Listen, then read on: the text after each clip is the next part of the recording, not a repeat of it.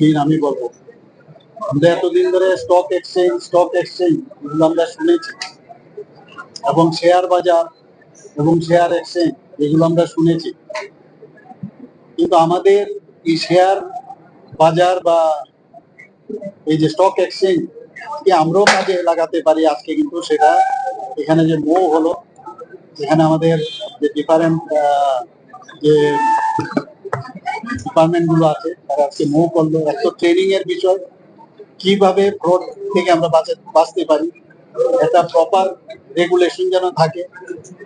তো তার আন্ডারে, সেবির আন্ডারে স্টক এক্সচেঞ্জের সাথে যুক্ত হয়ে সেটা বিভিন্ন আমাদের যে পিএসইউ গুলো আছে তারাও ইচ্ছে করলে তার সুফল পেতে পারে। কিন্তু এর আগে আপনারা আমাদের এখানে বহু ত্রিপুরাতে যারা চিট ফান্ডের যারা এসেছিল আপনারা সবাই জানেন, সারদা নারদা বাদ দিয়ে এখানে আরো অনেক। তো এর থেকে মানুষ এর জন্য তারা খুব ডিটারেট ছিল, কিন্তু যেভাবে ওনাদেরকে যে লোভ দেওয়া হয়েছে, প্রলোভন দেখিয়েছিল, তাতে করে অনেকে কিন্তু এসে গেছিল।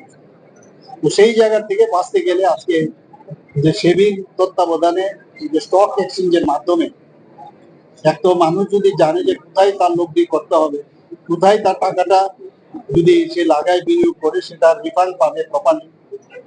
তো এর জন্য আজকে এক তো গেল এই বিষয়, পাশাপাশি আমাদের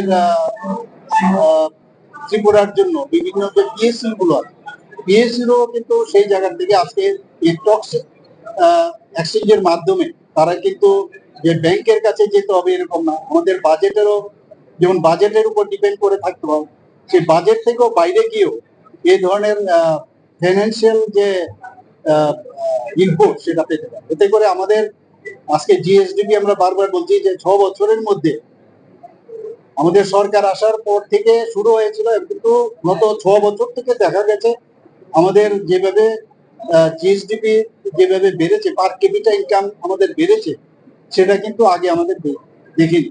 কাজে এটা আমার মনে হয় এই ধরনের যে আজকে হয়েছে তাতে করে আমাদের ত্রিপুরার ক্ষেত্রে তার বুস্টাপ হবে, বিভিন্ন এমএসএমই যারা কাজ করছেন তাদেরও সুবিধা হবে, কোথার থেকে ফাইন্যান্সিয়াল ইনক্লুশন ওনারা হতে পারবেন, সেই বিষয়গুলো আজকের এই সুন্দর একটা অনুষ্ঠান যে হলো।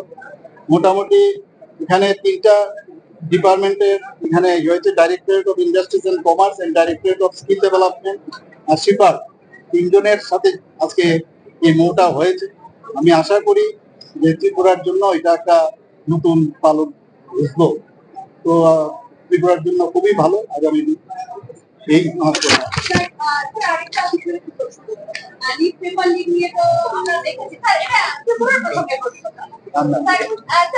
চলো।